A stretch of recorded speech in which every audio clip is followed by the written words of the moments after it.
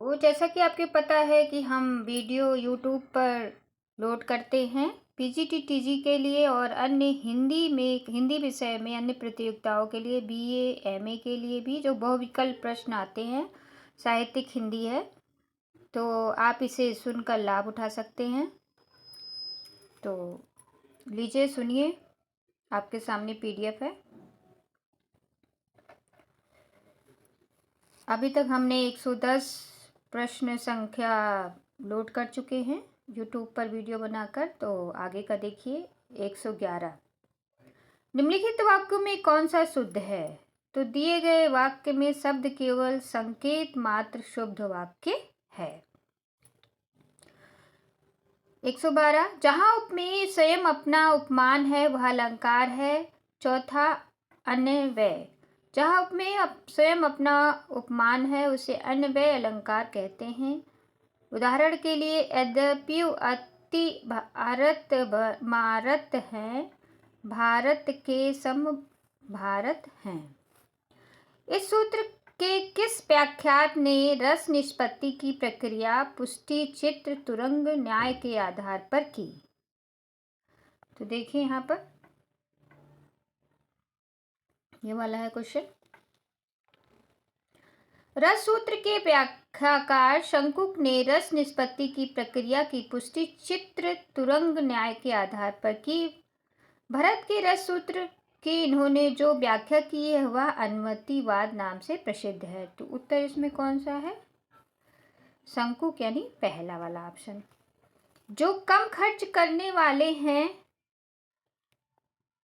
के एक शब्द कहा जाता है, कम खर्च करने वाले के एक शब्द है मितव्ययी, यानी धन से मित्रता करने वाले, जो खर्च ना करें। जो कम खर्च करने वाले के लिए एक शब्द मितव्ययी है। 115 क्वेश्चन देखिए, नीचे है हिंदी के किस आचार्य ने छल नामक संचारी भाव को प्रसारित किया?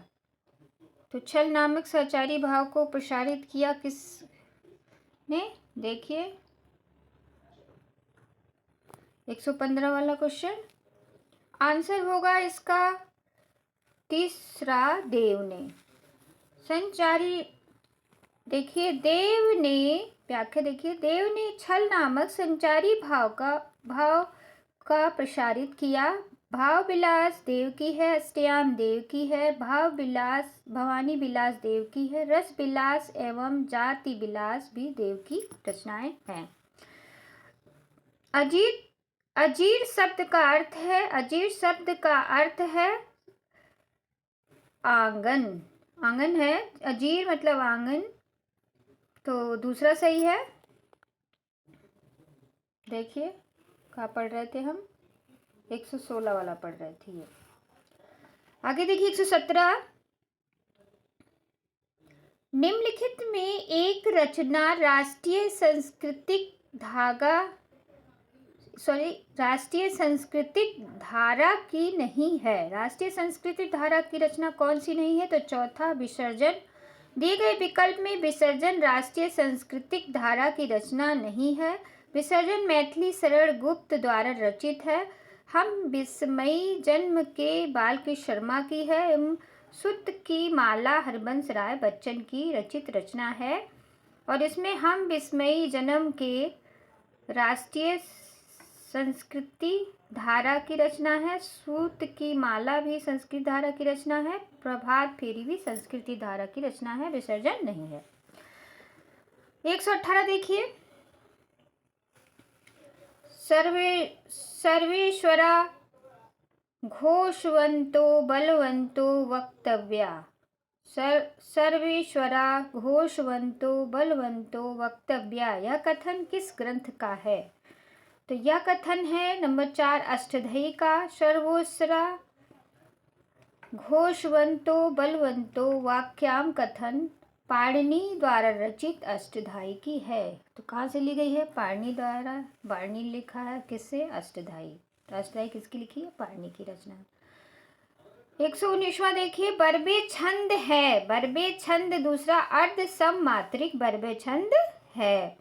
व्याख्या देखिए, बरबे अर्ध सम मात्रिक छंद है। गोस्वामी तुलसीदास द्वारा रचित बरबे रामायण इसी छंद में रचित है। इसके विषय चरण में 12-12 मात्राएं एवं सम चरण में 7-7 मात्राएं हैं। विषम में 12-12 और सम में 4-4, जिसको बरबे अर्ध सम मात्रिक छंद कहते हैं।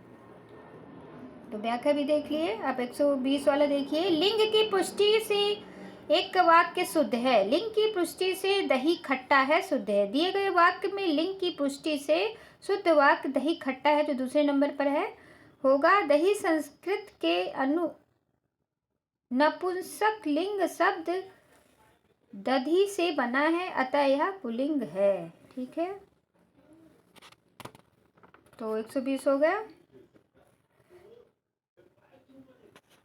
आगे देखिए।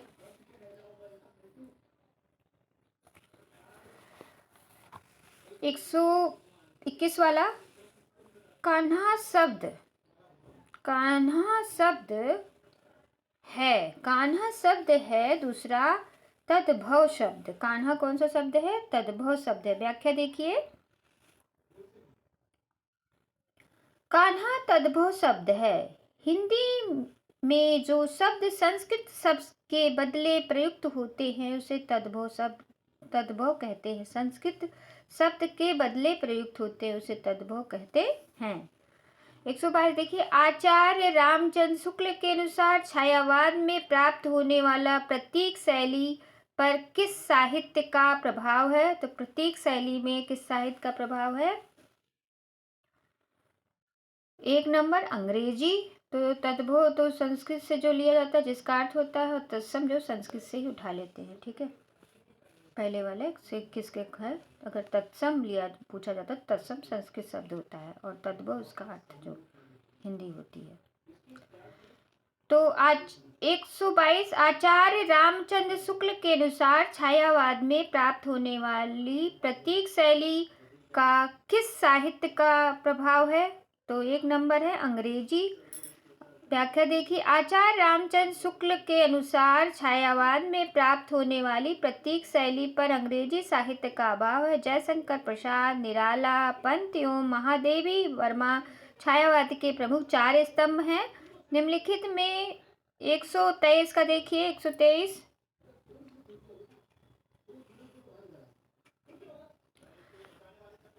देखिए। निम्नलिखित में अघोष महाप्राण ध्वनि। तो अघोष महाप्राण ध्वनि कौन सा है? पहला ख। अघोष होता है क ख, यानी पहले का, फिर छोड़ के क ख कैसे, तो क खा चुके ख। महाप्राण अघोष महाप्राण ख होगा। ठीक है, ख होगा इसमें।